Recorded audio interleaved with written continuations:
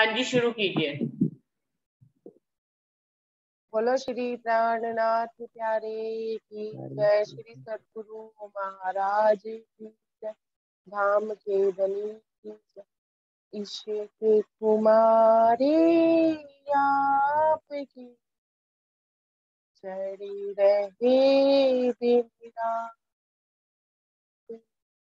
इश्क कुमारी आपकी चढ़ी रहे दिन रात। हाथ जोड़े धनी राम सो, हाथ जोड़े धनी राम सो, ये मांगो ये सौगात। इश्क कुमारी आपकी चढ़ी रहे दिन रात। इश्क बड़ा रे सबन में ना कोई इश्क समान। इश्क बड़ा रे सबन में ना कोई इश्क समान। एक तेरे इश्क बिना उड़ गई सब जहां। एक तेरे इश्क बिना उड़ गई सब जहां। ना चाहूं मैं बुझोरेगी, ना चाहूं मैं बुझोरेगी, ना चाहूं किताब खुदा। इश्क दी जो मोहे आपनो मेरा यही सो मुझा। इश्क दी जो मोहे आपनो मेरा यही सो मुझा। इश्क कुमारी आपकी चढ़ी रहे पिता। हाथ जोड़ी धनी दाम सो, हाथ जोड़े धनी दाम सोई, मांगू ये सोगा। इश्क कुमारी आपकी चढ़ी रहे पिता। मांगत हूँ मेरे दुल्हा मन कर कर में वचा। मांगत हूँ मेरी दुल्हा मन कर कर में वचा। ए जन तुम खाली करो मैं अर्ज करूँ दुल्हा। ए जन तुम खाली करो मैं अर्ज करूँ दुल्हा। न्यारा निमक ना होवेगी, न्यारा निमक ना होवेगी, करे ना पड़े ना यार। आशिक को माशूक का इन विदल्या का स्वाद। आशिक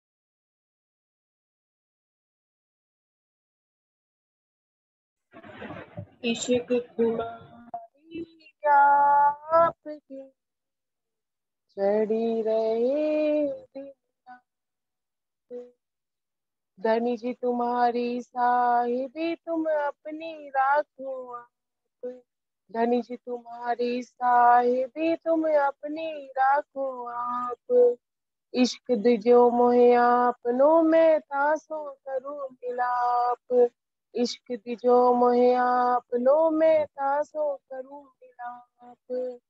धनी जी तुम्हारी साहिबी, धनी जी तुम्हारी साहिबी तुम अपनी राखो आप।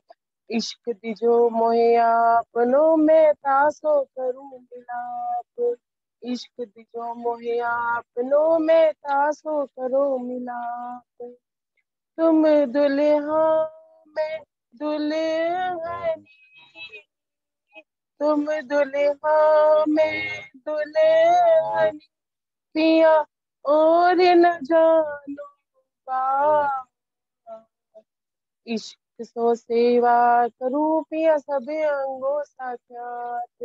इश्क सो सेवा करूं पिया सब अंगों साक्षा, प्रेम दर्द इश्क तुम्हारा मैं, प्रेम इश्क दर्द तुम्हारा मैं, फिर मांगू फिर, प्यार मिलूं प्यारे पीयूं प्यारी मोहम्मद कहे बेर बेर, प्यार मिलूं प्यारे पीयूं प्यारी मोहम्मद कहे बेर बेर, इश्क कुमारी आपकी चढ़ी है दिल राम, हाथ जोड़ धनी धाम सो, हाथ जोड़ धनी धाम सोई, मांगो ये सौगात, इश्क कुमारी आपकी चढ़ी रहे। बोलो श्री प्राणनाथ प्यारे की जय, बोलो श्री सत्य। प्रणाम जी सुंदर साहब जी।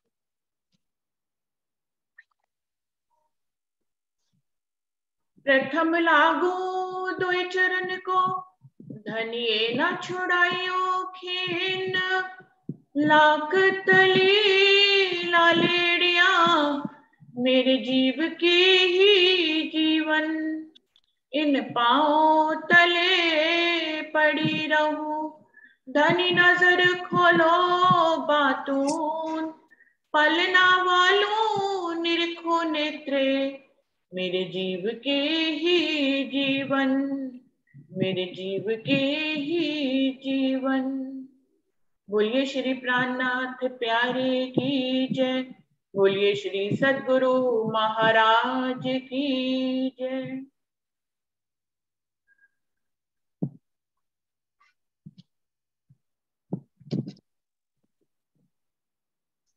मार्फत छोटा क़यामत नामा का पहला प्रकरण कल पूरा हुआ था, मोमिन दुनी का बेवरा।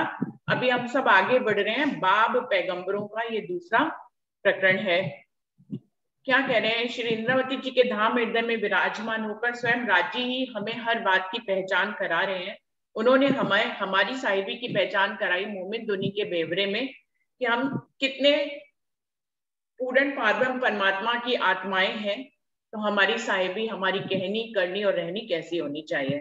तो हमें अपने आप को जीवों के साथ जुदा करते हुए अपनी रहनी को, गरिमा को बनाए रखते हुए आगे बढ़ना है। सुंदर साथ जी माइक बंद कर दें। किसका माइक खुला हुआ है?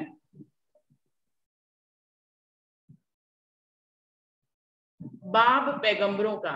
जेते पैगंबर भय जिन्हों पहुंचाया हक पैगाम, पाई जबराइल से बुजुर्गी जो पहुंचा नूर मकान।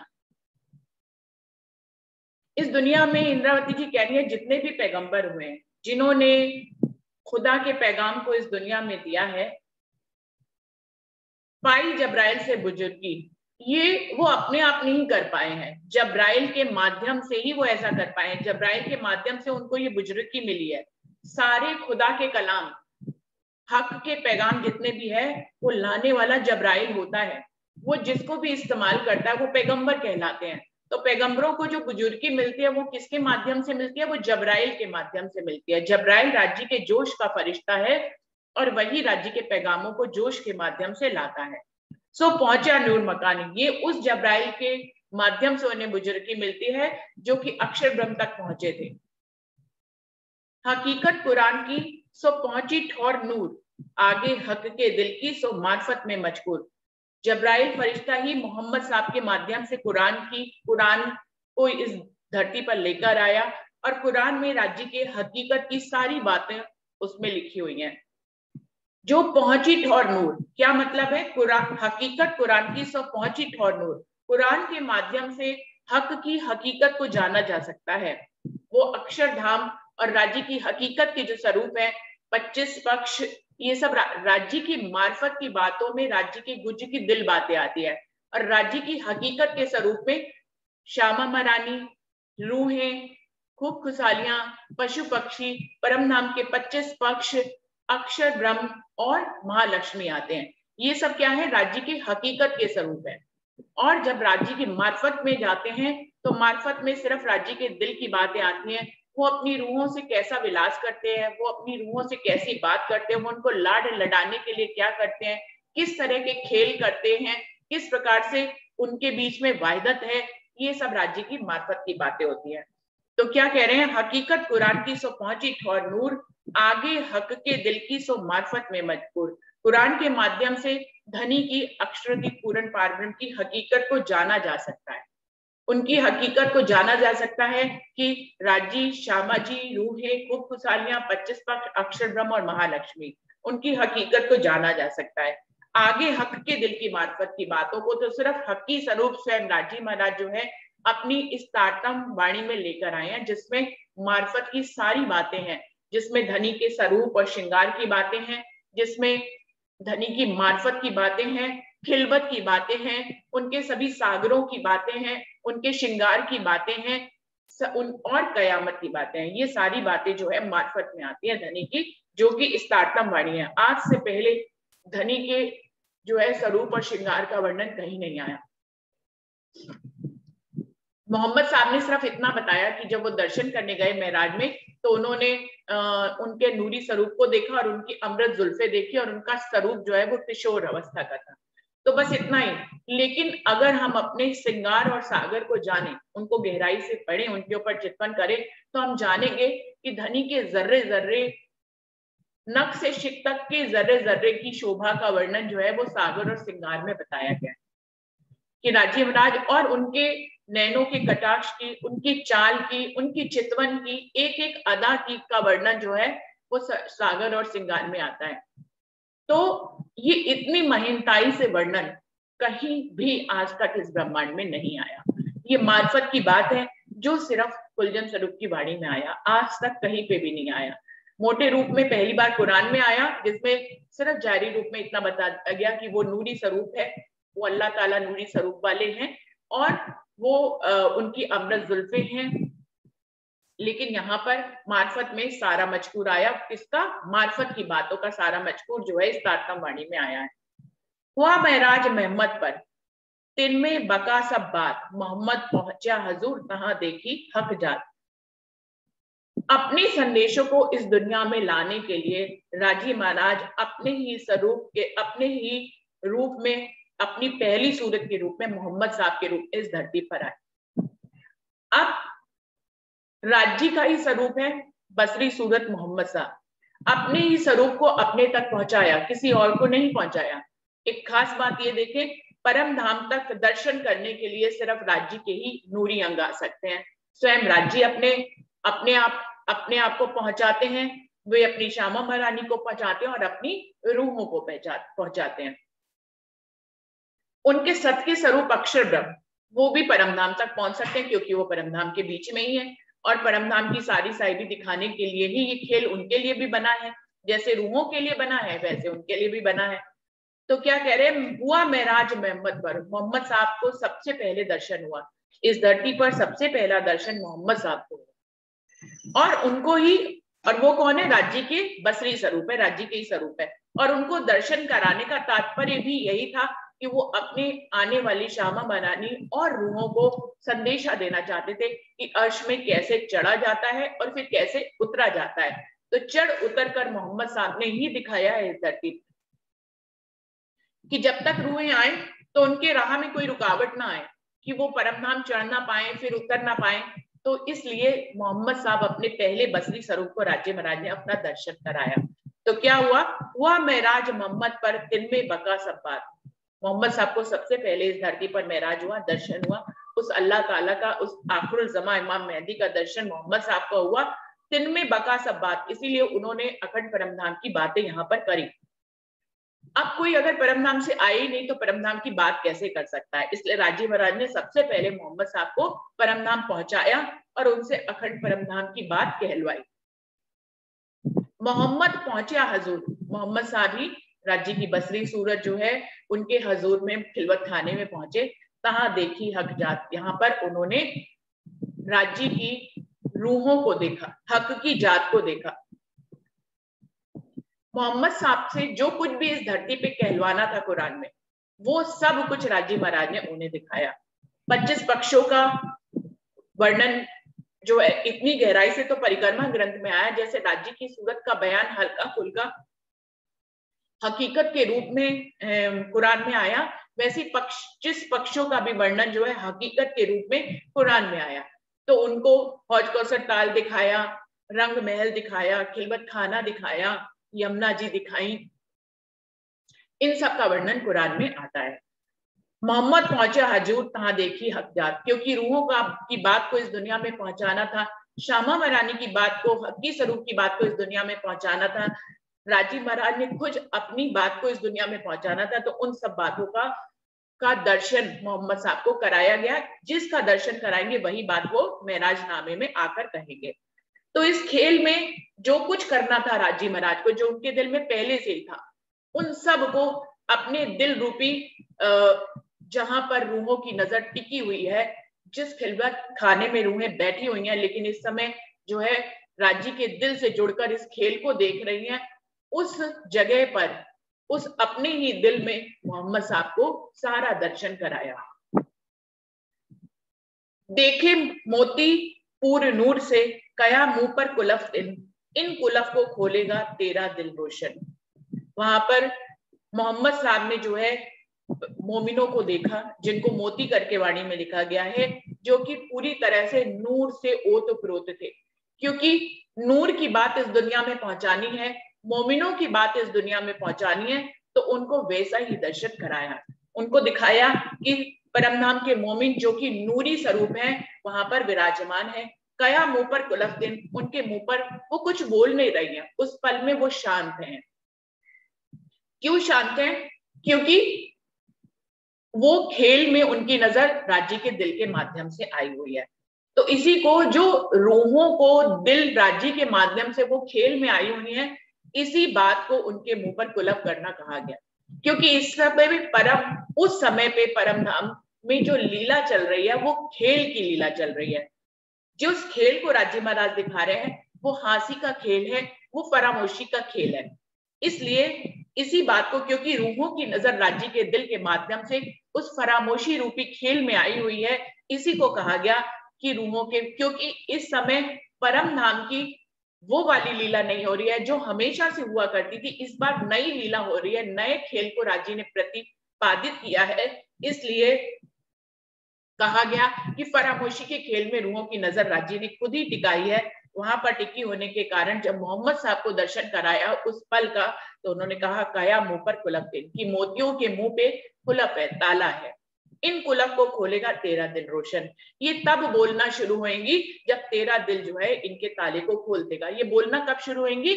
जब ये अखंड परमधाम की बात ये कब करेंगी? जब ये मोहम्मद साहब की तरह, क्योंकि मोहम्मद साहब ही उनका एग्जाम्पल बनेंगे। उनसे पहले उनको ये बताया गया परमधाम चढ़ उतर के, क्योंकि जब वो परमधाम से चढ़ेंगे और फिर उतरेंगे और फिर परमधाम की बात बोलेंगे, तो परमधाम के मोमिन भी इस खेल को, फरामोशी के खेल को जिसको देख रहे हैं, उसमें मोहम्मद साहब की गवाहियां लेंगे, परमधाम की बातों को सुनेंगे, उनका दिल जो है वो जागृत होएगा और तब वो परमधाम की बातें वो खुद भी करेंगे।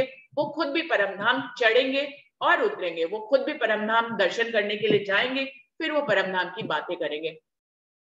तो तारतम वाणी के बिना ताला नहीं खुल सकता। इन कुलफ को खोलेगा तेरा दिल रोशन। क्या कहा? तुम जब तीसरी सूरत में हकी स्वरूप में आओगे और जो यहाँ पर पहली सूरत में तुम गवाहियां लिखोगे, उन गवाहियों को जब ये परमनाम के मोमिन लेंगे तो ये अपने आप ही परमनाम की बातें इनको याद आ जाएंगी। जब याद आ जाएंगी तो ये अपने आप ही इस फरामोशी के खेल में, जो जिस खेल का नाम ही फरामोशी है, उस फरामोशी के खेल में रूहों को फरामोश किया गया इस खेल में, और फिर उनको इसी खेल में जगाया गया। फरामोशी अगर ना हो तो जगाया कैसे जाए? रूहें तो पहले से ही जागृत है, लेकिन इस बार राजी महाराज ने जिस खेल को दिखाया है अपने दिल के माध्यम से, वो खेल ही फरामोशी का है। तो कह रहे हैं उस फरामोशी को ही कुलफ का कहा गया है, जिस फरामोशी के खेल को राजी महाराज अपने दिल के माध्यम से दिखा रहे हैं। और उस फरामोशी के खेल में ही रूहों को कुरान की गवाहियां लेनी है, रूहों को मोहम्मद साहब की गवाही लेनी है और फिर तारतम वाणी के माध्यम से और मार्फत की बातों को इस तारतम कुंजी से जानकर उनको भी परमधाम की बातों को करना है। फिर से वो वही चाल चलेंगे, वही कहनी करनी करेंगे और उनके एग्जाम्पल के रूप में मोहम्मद साहब ने पहले से ही वो किया। तो इसी को ही ताले को खुलना कहा गया है। सुंदर साथ जी, ये तो बात हुई जो राजी महाराज मेराज नामे में कुरान के माध्यम से कहलवा रहे हैं। हम सब भी अगर अपनी जीवन यात्रा को देखें तो हम इससे पहले दुनिया भर की बातें करते थे। जब तक हमें तारतम ज्ञान नहीं मिला था, जब तक हमें सद्गुण नहीं मिला था, तो हमारा भी तो दिल कुलफ ही था। हमारे दिल से परमधाम की कोई बात होती नहीं थी। हमारा दिल परमधाम को जानता ही नहीं था। हमारी नजरें परमधाम को देखने के लिए लायक नहीं थी। हमें वो विरह नहीं आता था, हमें वो प्रेम नहीं आता था। तो क्या था, हमारे दिल पर ताला ही तो था। अगर इन सारी चौपाइयों को हम आज व्यक्तिगत रूप से अपने ऊपर घटाकर देखें तो ये ताला किसको कहा गया? ताला जब तक जिस जीव को जब तक तारतम ज्ञान नहीं मिलता है, मार्फत की वाणी नहीं मिलती है, तब तक उस जीव के दिल पर ताला ही है। ताले से मतलब यह है कि वो जीव जो है अखंड को पार करके अक्षर की पूर्ण पारब्रह्म को नहीं देख सकता। आत्म उसके ऊपर जरूर आई है और इसी निस्बत के कारण जीव को जो है ये तारतम वाणी मिली। क्योंकि परातम क्या है, आत्म क्या है, परातम की नजर, और परातम क्या है, राज्य का दिल ही तो है। राज्य के मार्फत के स्वरूप ही तो हमारी परातम में है, जिनको राजी महाराज परामोशी का खेल दिखा रहे हैं। तो जब तक जीव के ऊपर ताला लगा रहता है, जब तक उसको इल्मे लदुन्नी नहीं मिलता। और हम अपने आप को देखें तो जैसे जैसे हम वाणी के करीब आते गए, जैसे जैसे हमें सद्गुण का संग मिला, जैसे जैसे परमहंसों का संग मिला, हम जो है परमधाम को जानने लग गए। धीरे धीरे हम धीरे धीरे जागृत हो गए। हम 25 पक्षों को जानने लग गए, फिर राज्य के स्वरूप और श्रृंगार को जानने लग गए, फिर उसकी चितवनी करने लग गए। हम परमधाम की बातें बोलने लग गए, हम अपने जीव को जगाने लग गए और हम दूसरे जीवों को भी जगाने लग गए। तो ये क्या हो गया, हमारे फरामोशी के खेल में हमारे दिल पर जो कुलफ था, वो कुलफ धीरे धीरे इस प्रकार से हटा हमारे दिल पे। ये हर कोई अपनी जीवन यात्रा में देख सकता है कि कैसे हमारे दिल पर ताला था और कैसे राज्य महाराज की तारतम वाणी ने हमारे दिल के कुल्फ को, हमारे मुंह के ऊपर जो ताला लगा था उसको खोल दिया। आज हर रूह जो है राज्य और परमधाम की बात कर रही है। वाणी मंथन तो उसी का एक एग्जाम्पल ही है। सुंदर साथ जी, आज सब बोलते हैं, मैं कुछ नहीं तो 1 साल पहले की बात ही अगर करूं तो 1 साल पहले भी ये वाणी मंथन होता था, लेकिन इस वाणी मंथन में बहुत कम सुंदर साथ बोलते थे। और बोलते भी थे तो ऊपर से ये शर्त लगाते थे कि इसको पोस्ट ना किया जाए। तो बहुत से ऐसे वाणी मंथन है जो पिछले साल के हैं, वो पोस्ट तो हुए लेकिन वो पब्लिक नहीं हो पाए। उनको, उनके लिंक को जिसके पास भेजा जाएगा सिर्फ वही उसको वाणी मंथन को देख पाएगा, हर कोई इस वाणी मंथन को नहीं देख पाया। तो सुंदर साथ की जैसी आज्ञा थी वैसे ही मैंने हमेशा किया। उनका हुक्म था ये सुंदर साथ का, सुंदर साथ के हुक्म के रूप में ही धनी का हुक्म होता है। उन्होंने कहा कि वाणी मंथन को नहीं पोस्ट करिए लेकिन उनको पब्लिक मत करिए, तो उनको नहीं पब्लिक किया। आज राजी महाराज ने सबके दिलों के कुलफ को हटा दिया। मैं तो 1 साल की ही इस प्रगति और उन्नति को देखती हूँ तो मैं ये कहती हूँ कि राजी ने सबके दिलों के तालों को हटा दिया है। आज हर रूह बोल रही है और राजी ने तो पहले से ही सबको बोलने का अधिकार दे रखा था। आज वाणी मंथन में हर रूह बोलती है और इतने प्यारे ढंग से हर अपने अंदाज में हर बात को समझाती है। और सबसे बड़ी बात है कि हमको हर एक का नजरिया समझने का मौका मिलता है। तो ये एक हम होते हैं कि कुएं के मेंढक होते हैं, हम खाली एक ही बात को एक ही व्यक्ति से समझते समझते उसी की ही सोच के हो जाते हैं। लेकिन सुंदर साथ जब हम सबके विचारों को सुनते हैं तो हम सागर में पहुंच जाते हैं। और राज्य की रूहें तो सागर के समान है। राज्य और रूहों के संबंध को ही सागर और उनकी लहरों के समान कहा गया है। तो जब सागर की सारी लहरों के विचारों का जब हम आनंद लेते हैं तो वो स्वयं एक सागर बन जाता है। तो हम कुएं के मेंढक नहीं रह जाते, हमारे विचार भी खुलते हैं। हमारे विचार किसी के भी माध्यम से खुल सकते हैं। जो बात हमें आज नहीं खुली वो हमें कल खुल सकती है। जो हमें कल खुली हुई है, क्या मालूम किसी और के बात एक छोटी सी कहने से कुछ और खुल सकता है, हमारी नजरें कहीं और पहुंच जाती है। तो ये बहुत जरूरी है। इसीलिए राजी ने कहा है बैठक नतीजों बंद। तो ये वाणी मंथन होता है सुंदर साथ जी, हमें सबके विचार पता रखते हैं और हम अपनी सीढ़ी को आगे बढ़ जाते हैं। इन कुलफ को खोलेगा तेरा दिल रोशन। राजी महाराज ने कहा कि मोमिनों के मोतियों के मुंह पर जो ये कुलफ ताला लगा हुआ है, इसको तेरा दिल तेरी कुंजी, तेरा ज्ञान जो है वो इसको खोलेगा। गुनाह तेरी उम्मत का कुलफ मुंह मोतियन, देख दाहिने हाथ पर जो हक मुख कहे सुकन।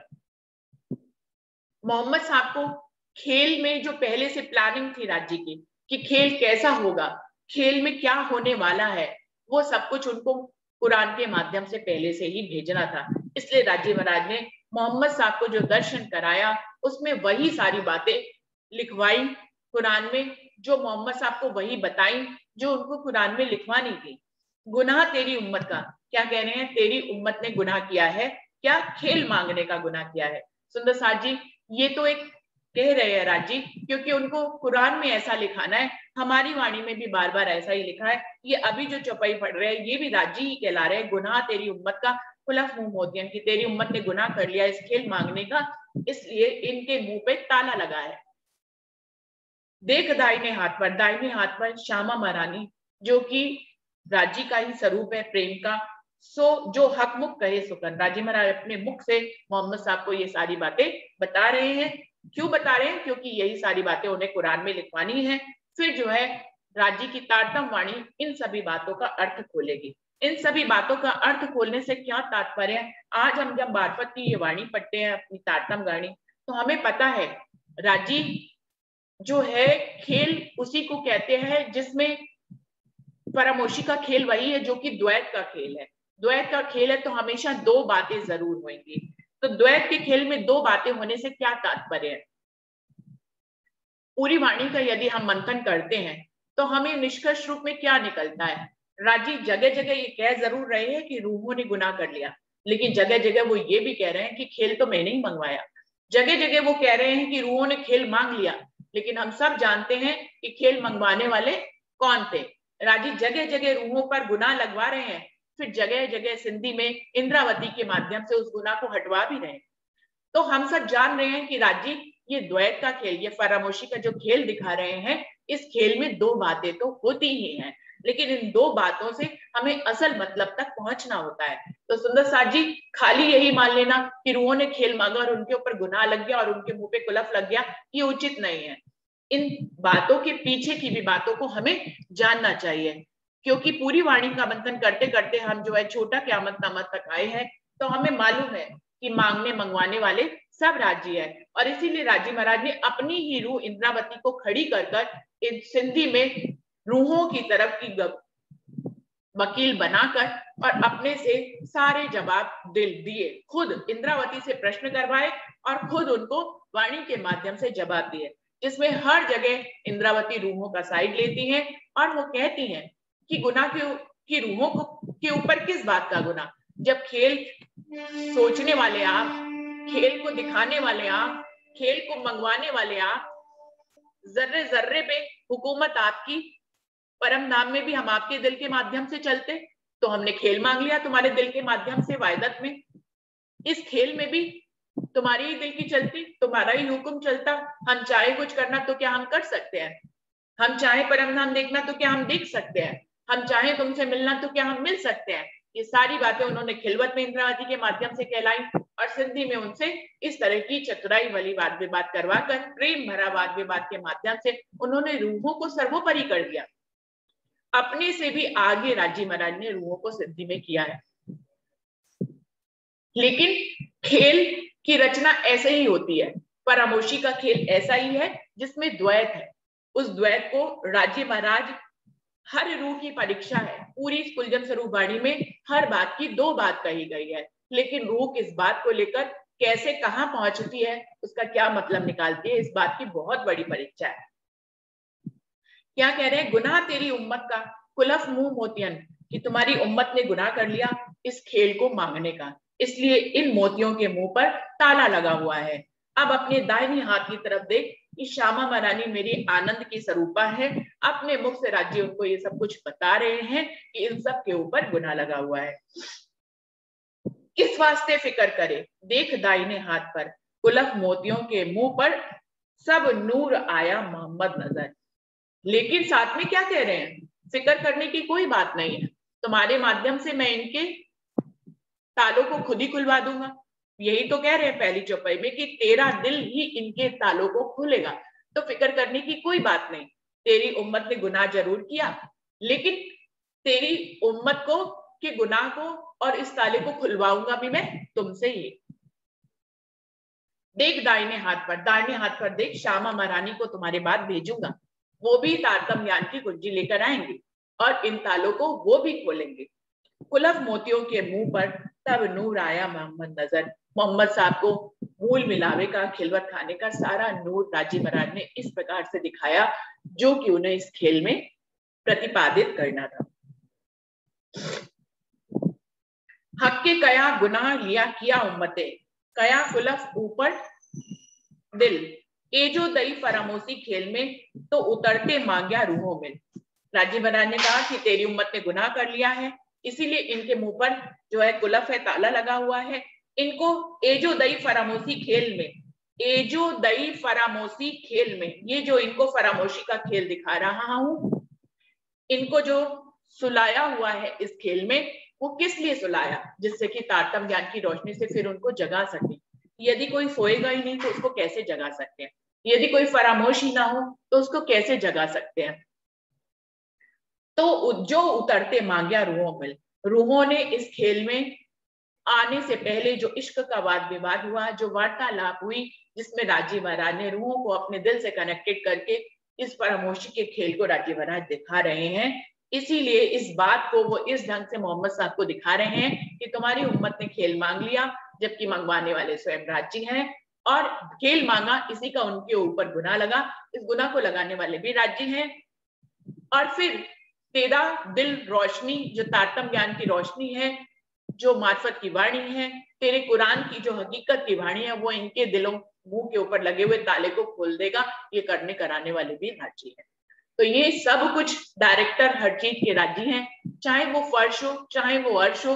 इतनी गहरी बात, इतनी मार्फत की बात हमें पता है कि खेल में भी जो लीला, परम धाम में भी जो लीला होती थी वो राजी कराते थे। वहां पे भी रूहें अपनी मर्जी से पाट घाट पे थोड़ी ना जाते थे, वहां पर भी हौज कौसर ताल में रूहें अपनी मर्जी से नहीं जाते थे। हमको सबको वाणी के माध्यम से पता है, श्रृंगार परिक्रमा से पता है, श्रृंगार से पता है, और सागर ग्रंथों से, इन सभी ग्रंथों से हमें पता है कि वायदक के कारण राजी पहले दिल में उपजाते थे कि आज हौज कौसर ताल चलना है। राजी पहले से रूहों के दिल में उपजाते थे कि आज पाट घाट चलना है। तो परम धाम में भी वायदक जो चलती है, जो वायदक है, वो राज्य के दिल से ही कनेक्टेड है। हम रूहे राज्य का ही स्वरूप है। राज्य ने सोचा कि पाट घाट रूह को ले जाना है, और मंगवा किससे रहे? जारी रूप से। रूहें कहती हैं कि चलो पाट घाट चलते हैं। राज्य ने हौज कौसर ताल जाना है, लेकिन कहलवा किससे रहे? अपने ही अंगों से, श्यामा महारानी से, और अपने क्रियान्वित किसके माध्यम से करते थे? अपने ही इश्क के अंगों के माध्यम से क्रियान्वित करते थे। इस बात को सुंदर साथ जी हम सब ऐसे समझे, बहुत ही सरल बात है।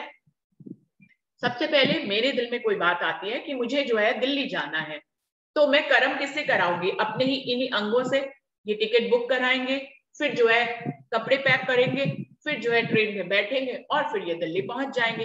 तो मेरे जो ये अंग है, प्रेम के अंग है, मेरे हाथ पैर आंख नाक कान, ये क्या है? ये सब मिलके मैं एक स्वरूप हूँ। तो मैं अपने ही अंगों से क्रियान्वित रूप किससे करवाती हूँ? अपने ही अंगों से करवाती हूँ। बिल्कुल ऐसे ही राजी महाराज की परम धाम की वायदत को समझना चाहिए सुंदर साथ जी। सब कुछ राजी की वायदत में उनके दिल से ही होता है। करते तो सब कुछ राजी हैं, लेकिन वो क्रियान्वित रूप किससे कराते हैं? अपने आनंद के स्वरूपों से। अपने 25 पक्षों में वो आनंद इसी प्रकार से रहता है। वायदत को समझना बहुत ही सरल है। जो अपने दाएं और बाएं, जैसे कि सच्चिदानंद, सतचित आनंद को पूर्ण स्वरूप कहा जाता है, तो ऐसे ही राज्य के स्वरूप को समझना बिल्कुल अपने स्वरूप से बहुत ही आसान है। जैसे कि हम अपने हाथ पैर गुणंग इंद्रियों सहित जो हमारा स्वरूप है, हम पूर्ण स्वरूप है। अगर हमारे हाथ हटा दिया जाए, हमारे पैर हटा दिए जाए, हमारे आंख नाक कान हटा दिए जाए, तो हम क्या रहेंगे? हम कुछ नहीं रहेंगे। ऐसे ही राज्य का स्वरूप जो है, यहाँ तो हम ये शब्द भी फिर भी शब्दों में बनकर ये कह रहे हैं कि ये नहीं रहेंगे तो हम कुछ नहीं रहेंगे। परम धाम में तो ये शब्द भी नहीं कह सकते, ये तो सिर्फ समझाने भर के लिए है सिंधसाद जी की वायदत कैसे घटित होती है परम धाम में। परम धाम में वायदत इसी ढंग से होती है कि राजी पूर्ण स्वरूप है, श्यामा महारानी से, सखियों से, खूब खुशहालियों से, 25 पक्षों से, अक्षर ब्रह्म और महालक्ष्मी से, इन सब से राज्य का पूर्ण स्वरूप होता है वहां पर। और ये है नहीं, ये हमेशा से है, हमेशा से पूर्ण स्वरूप राज्य का वाहिदत का जो स्वरूप है वो इसी ढंग से है। और वो क्रियान्वित, वो अगर दुनिया की बात में किसी क्रियान्वित करते हैं तो वो अपने सत अंग से करवाते हैं, और प्रेम की कोई बात को प्रतिपादित क्रियान्वित रूप में लाते हैं तो वो अपने आनंद स्वरूप श्यामा महारानी और उनके भी आनंद स्वरूप रूहों के माध्यम से करवाते हैं। तो ये राज्य का प्रतिपादित स्वरूप है जिसको हकीकत का स्वरूप कहते हैं। मार्फत में तो राज्य एक ही है और हम सब घटित होकर जो है राज्य की मार्फत में ही आते हैं। हम सब राज्य के अंग हैं, प्रेम के अंग है, और अक्षर ब्रह्म राज्य की सत्ता का अंग है। तो इस प्रकार से ये लीला प्रतिपादित होती है वाहिदत में, इसलिए वाहिदत में सभी आते हैं। ये अलग कहा गया है कि अक्षर ब्रह्म और की वाहिदत अलग है और रूहों की वाहिदत अलग है। ये बात भी कैसे घटित होती है, जैसे मेरा ही अंग कभी प्रेम की लीला करता है, मेरा ही अंग कभी खाना बनाता है और ऑफिस की लीला करता है। तो यही मेरे ही अंग हैं, मेरे ही वाहिदत में है, लेकिन कभी वो काम प्रेम का करता है और कभी वो ऑफिस का काम करता है, या माया का काम करता है, या खाना बनाता है। तो ये सब क्या हुआ, ये वाहिदत है, जो अक्षर ब्रह्म के साथ वाहिदत है, जो रूह के साथ वाहिदत है। वाहिदत को समझना बिल्कुल अपने, मैंने तो बिल्कुल ऐसे ही समझा है। अभी सुंदर साथ इस पे मंथन करेंगे कि ये सही समझा है या गलत समझा है। जरूरी नहीं है कि जो मैं समझ रही हूँ वो सही ही हो, वो सुंदर साथ भी समझे, बताएंगे कि वो वाहिदत को किस ढंग से समझते हैं। मैं वाहिदत को इसी ढंग से समझती हूँ कि मैं वाहिदत में स्वयं को घटा लेती हूँ कि मैं अगर एक स्वरूप हूँ राज्य, तो मेरे ही मेरे हाथ पांव आंख नाक कान इंद्रियां राजी श्यामा जी रूहें 25 पक्ष अक्षर ब्रह्म और महालक्ष्मी के रूप में है। मैं अपनी एक अंग से आनंद की लीला करती हूँ, मैं अपने एक अंग से जो है दुनिया की लीला करती हूँ। इन सबको मिलकर मेरी वाहिदत कहते हैं। सब कुछ पहले मुझ में उत्पन्न होता है, मेरे चेतन स्वरूप में सबसे पहले बात आती है, फिर ही मेरा सतंग कुछ करता है, फिर मेरे दिल में सबसे पहले कोई बात उत्पन्न होती है, तभी मेरा आनंद स्वरूप कुछ करता है। उसको क्रियान्वित रूप में मेरे दिल में जो होता है वो दिखाई नहीं देता है, लेकिन जब मेरे अंग उसको क्रियान्वित रूप में करते हैं तब वो प्रतिपादित होती है, तब वो लीला होती है। मुझे वाहिदत ऐसे समझ में आती है। मैं हर बात को अपने ऊपर घटाकर सुंदर साथ जी समझती हूँ, और अभी सुंदर साथ जी मंथन में कहेंगे कि कैसे वो वाहिदत को समझते हैं। तो इस तरह से वाहिदत घटित हो जाती है। तो यही बात को यहाँ पर कह रहे हैं कि